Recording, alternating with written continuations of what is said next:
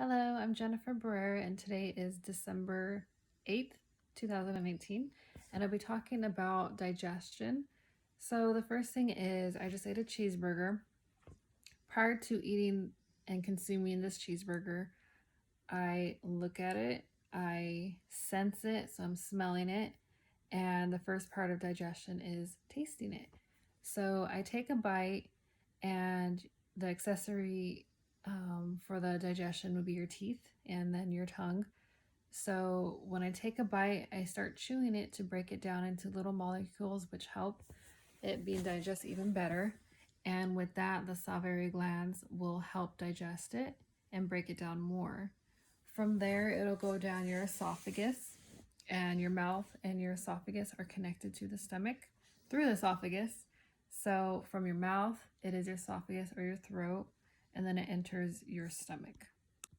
So with the esophagus, it starts the paracelsus. So that means that the muscle-like contractures, so it'll tighten, it'll relax, tighten, and relax for all the food to be digested from the top all the way to the bottom.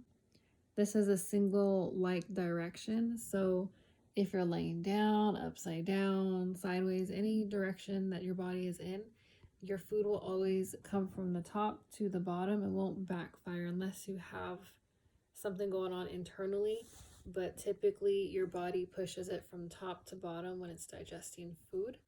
Okay, so from the esophagus, you have the stomach.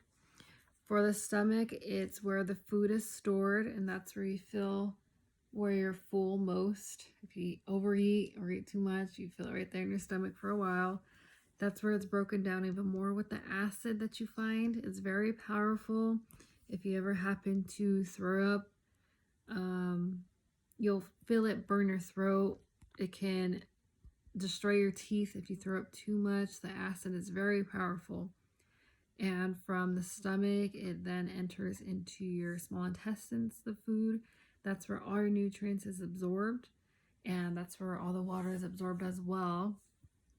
The pancreas and the bile from the liver helps release enzymes. And from the small intestines, you go towards the large intestines, also known as your rectum, the colon, the anus. That's your large intestines. And for that area, that's where it processes the waste product. It could take up to 36 hours to produce the waste product, also known as your stool. And that, on average, that's about 36 hours, but it could vary from person to person or what you ate. If you ate something that upset your stomach, then it's going to bypass even quicker.